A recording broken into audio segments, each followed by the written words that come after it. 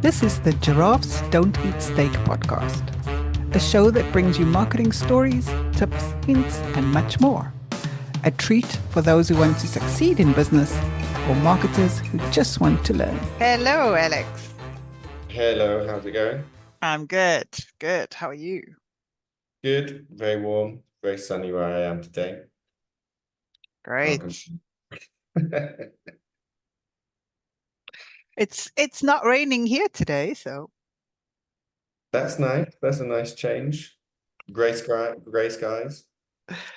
I wonder if we shouldn't tell our listeners, because I was talking to a friend last night who said that he listens to our podcast every week. How I'm always shocked when someone says that.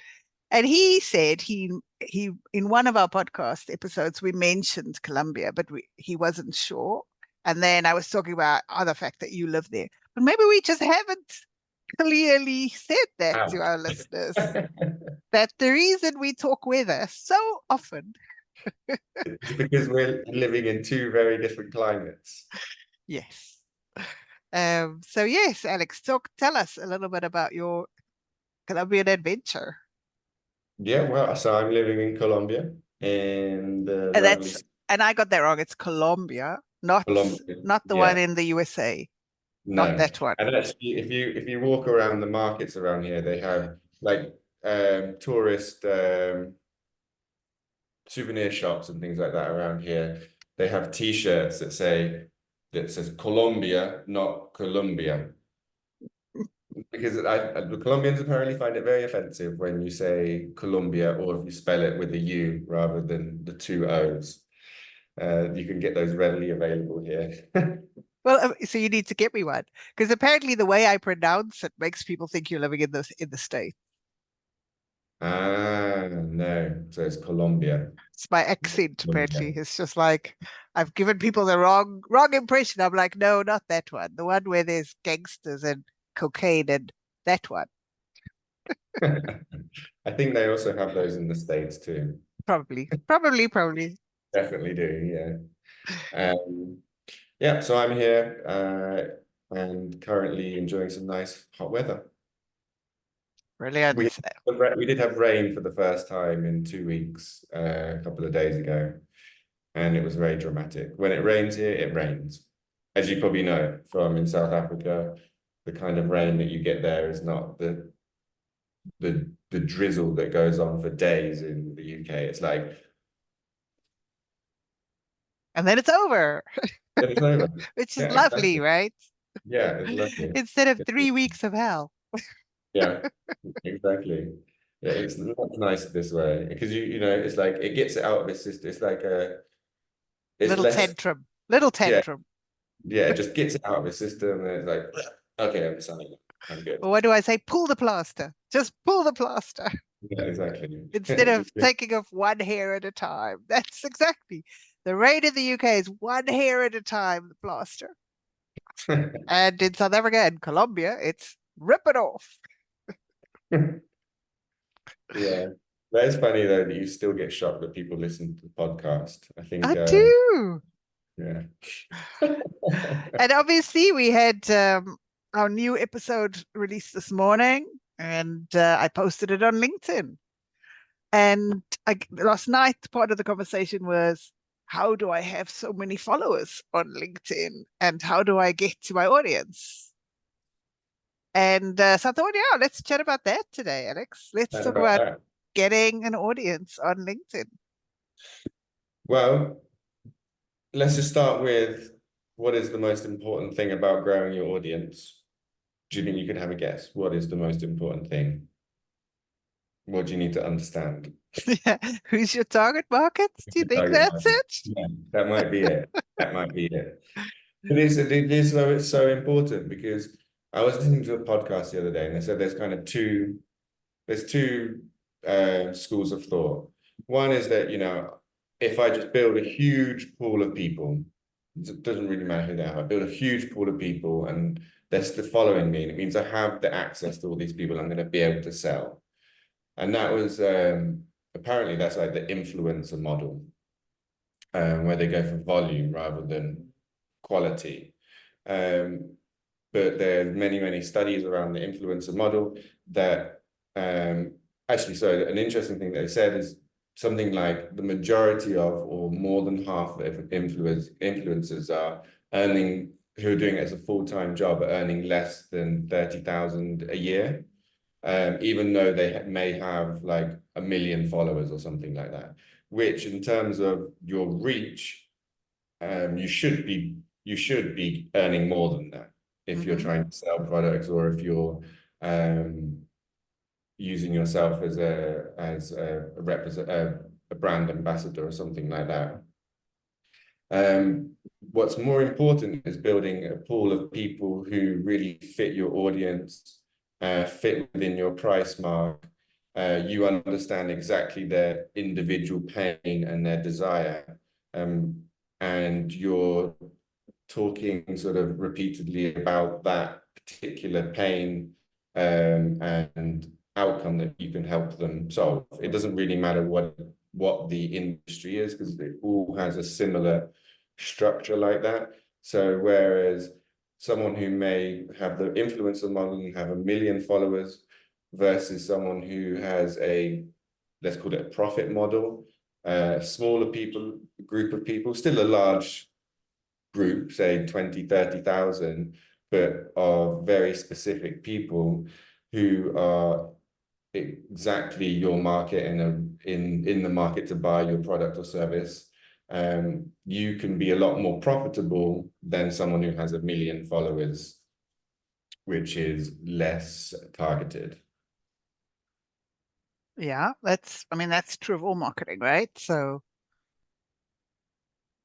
agree. Understanding your target market is important. It's interesting because I've got a large following on LinkedIn and mine's quite varied. And the reason is I have multiple different kinds of clients. So the target audience of my clients are quite different. So when I talk about them, or I want to help promote them with my audience, I generally have most target audiences in my following. Hmm. So I agree with you from a client perspective, but I'm trying to just unpack the fact that I have not followed that rule. Yeah, but you still have people who are who need your service. Hmm. So they may be completely different people, but they're united by the fact that they are in need of your services, your wisdom. Hmm. Anyway, and across my client base, I've got some clients who will not connect with anybody who is not an ideal client. So very narrow focus. And Mhm. I don't think I'm quite there because that there's target audience and then there's complementary people who have the same target audience. Because LinkedIn in particular, but most social media channels work on a tiered system. So you've got first degree connections, so who you're connected to, but then their first degree connections, who are your second degree, also start seeing, the reach is further. So an example would be for a lawyer to connect with an accountant who may not be the ideal customer for the lawyer because he likes small businesses, for example, rather than bigger companies. But the accountant's clients are the ideal client of this lawyer. So connecting with the lawyer, with the accountant, gives him access to the next layer. Yeah. So it's not a allow everyone through the door scenario, but I think there's a middle ground of being strategic and just thinking a little bit further to the next Yeah, level. that is true. That is true. But yeah. And the other thing, the other bit that I was listening to is actually quite interesting, is your audience has a big effect on the algorithm and how it rates your content. Yeah. Because so the problem again with the influencer model is that because you're going for quantity, and if you're pushing content that doesn't relate to that person. Those people will not be engaging with your content, Yeah, and the algorithm will say, okay, well, their content is not particularly relevant, which obviously scores you negatively. So I think that is quite an important thing to take into account when you are looking to build your audience to make profit, because you want them to be served your content by the algorithm consistently. absolutely agree with that. That I agree with. Mm. Yeah. So how do you do this? I mean, when I work with especially small business owners, I suggest going and finding five a day, just Yeah. because it needs to be part of your habit. You should be doing 50 a day, but you're not going to start with that. So start with Mm. a habit, five a day, build it to 10 a day. And that's where I started. What's it now? 4 years ago when I went independent, started with five a day. And then at a point you'll get the switch where your target audience is finding you and they're Mm. inviting you instead of you chasing them. But you kind of have to start the momentum of every day going and searching for your ideal clients and inviting five a day. Yeah. What do you think about that as a start? That's a great start. I think that's like, as I was saying, I think you can do up to 20 now, isn't it? Is it 20? Sometimes, I swear, sometimes it's not consistent. I'm Mm. convinced that sometimes when I'm adding connections, it feels like I could add them forever. But then some days LinkedIn says you've reached your daily limit. I don't know. I'm not sure. Honestly, I feel like it depends on which side of the bed LinkedIn woke up on that day. Uh, but yeah, I completely agree. I think also if you have Sales Navigator, I think you can get a free one for a month or something. Yeah. Uh, that's actually a really good. I mean, you can do it in the normal LinkedIn as well, but Sales Navigator does help quite a lot to find specific people Yeah. to target. You get And you get a lot more fields to narrow yeah, down your search. yeah, exactly. What I love about Sales Navigator as well is you can put little flags like new people who've just taken this job. Hmm. And I mean, depending on your product and your offering, but like for insurance, it's like a no-brainer because any new person in a role, what's the first thing they do? They try and change everything that's been there, right? That's just normal. So when you get a flag going, someone's just got the new job, not the Yeah, first week, give them a month to settle in, but then go, hey, I'm sure you're rethinking your whatever it is, or your insurance offering, or your marketing agency, or whatever it is, right? Because whatever it is, yeah, new people want to change stuff. yeah. So having this little flag from LinkedIn is awesome. That's great. I love that little tip. That's an awesome one. That's really good, particularly for services and tools, Mm. particularly in like MarTech, because you know what it's like in marketing. Everyone starts their new job and it's like everything here is crap.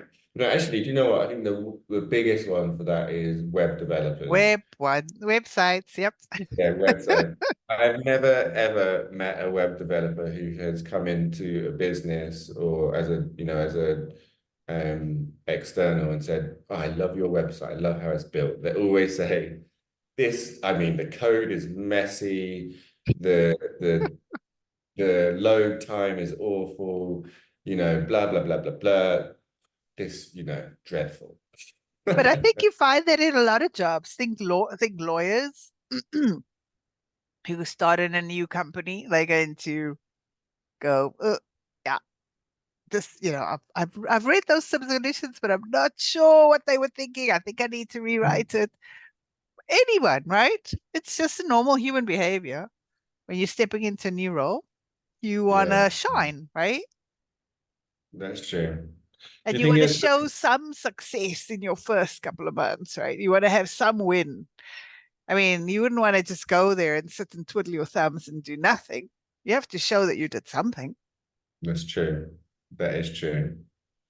Yeah. Humans, complicated Mm. things. So there are this little flag on LinkedIn, which is a new role notification. It's a winner. But two ways. There's the new role notification, but also following the old person, right? So if there was someone who you were working with and they were at company X and they've now moved to company Y, it's a high likelihood they're going to bring you in. So keeping in touch, congratulations, great. When you're ready, it would be good to see how we could work to continue working together. Exactly. Yeah, so both ways, right? Yeah. So Because far we that's also what happens, right? New people take their loyal suppliers with them. yeah, that's true. Yeah, we've all done it. I mean, it makes a lot of sense. Why start with an unknown when you've got something that works well? So far we have the old favorite, figure out who your target audience is. Yep. And we have add connections, the relevant connections based on your target audience. Start small if you know it because it's laborious. Let's not let's not say something that it's not because it's laborious. So maybe start with 5 a day, like you said, as just to build that habit, and then build up as you kind of get more into it a little bit quicker, or you find someone to help you do it. Understand, and then also you need to be posting, right? Let's Yeah. be honest. There's no point in adding people and not having any content for them to consume. So consistent posting, regular posting around. I think it's you need to understand what the problem is that you want to solve and stick with that rather than trying to solve a million problems, right? Yeah. I mean, content we can talk about for another whole episode. But yes, you need content that engages your audience, or else I guess people don't really unfollow on LinkedIn. I mean, I do, but I usually do it when I'm feeling spammed. Like if someone's content is just like, ah, there's just too much of it, and then I will just unfollow them, right? Because luckily LinkedIn doesn't tell people when they've been unfollowed. But Yeah.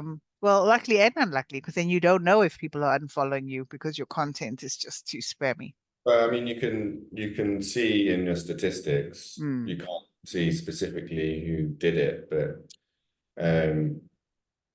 also I saw a big drop in followers the other day, and I was like, what happened? It was probably about a month ago, and LinkedIn did a big clean of inactive accounts. Mm. I have no idea what it was. I didn't think there wasn't a message or anything from LinkedIn saying we're going to do that. Couldn't see anything.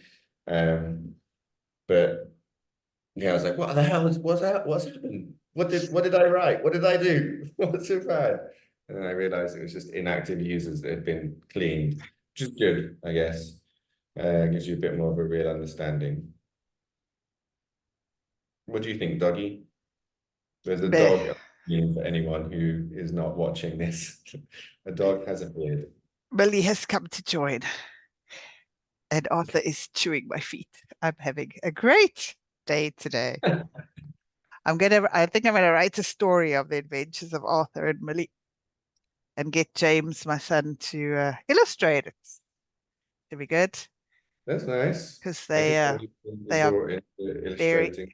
they're very entertaining and frustrating. Right. Nope, Millie's not interested in LinkedIn and LinkedIn followers. And I mean, we're talking about Millie the dog, but remember one of our clients, they had that office dog, right? And we recommended that they use the office dog in their communications, and their office dog can be your part of your company profile and part of your Yeah. posting. Yeah, just creates interest and intrigue if it's appropriate. But Yeah, we just did that recently. The job title of the dog is the CWO, the Chief Wellness Officer. oh, very nice. Yeah. Does he Uh, does he have a LinkedIn, or she does? Do they have a LinkedIn profile? no, we just use it on the brand profile, and just occasionally come up with a few pieces of advice for wellness advice and things like that from the CWO. Oh, that's very cute. Love it. Right. Are we missing anything on building an audience on LinkedIn? Well, I think, that we could talk for a while on some more of the nuances in this and the very specific items. But I think as a general rule, this is a good place to start with, adding the right connections, regular posting, understanding who your audience is, what pain is, and post regularly around that. And don't try to confuse them with lots of different pains that you're solving, because then they're not sure if you're for them. Mm. I think the other one, which is going to sound counterintuitive, but when you invite people, they don't have to accept, right? So I would schedule in, and I do this, I schedule in 20 minutes once a month to go and delete all the invitations that haven't been accepted, like in the last, month back. And the reason to do that is because when you have this whole pile, number one, you can't invite them again when they're in that invited list. So if you delete that in a month or two, you can invite them again. Mm. But number two, it clogs up. If LinkedIn, the theory is LinkedIn will see that you have all these people who didn't accept your invite, and at some point the AI could become intelligent, going, well, maybe you're not that great if they don't accept your Mm. invitation. So yeah, that's just something I do is I just go and because I figure if someone hasn't accepted my invite after 30 days, they're Then probably not going to. So I just go and clean it all up, which means they can go back into my pool when I'm ready. that's a good piece of advice. I like that. Show LinkedIn algorithm that you don't have any negativity around you. No Reduce. negativity. I'm awesome. All right. Well, thank you very much. I think that's a good starting place for people to start building the audiences. Um, Great. and until next time. Enjoy your Colombian sunshine, Alex. Till next time when we can talk about the weather again. Maybe it'll be raining here next time. Maybe. I'm not going to hold my breath. No. Bye. Bye. That wraps up this episode of Giraffes Don't Eat Steak. Thanks for joining us. I hope you found value in our discussion and got some new ideas to apply to your own business. Tune in next week for another round of marketing insights and inspiration. If you enjoyed this episode, please leave us a review and subscribe on Apple Podcasts, Spotify, or wherever you listen to podcasts. We appreciate you listening. Catch you next time on Giraffes Don't Eat Steak.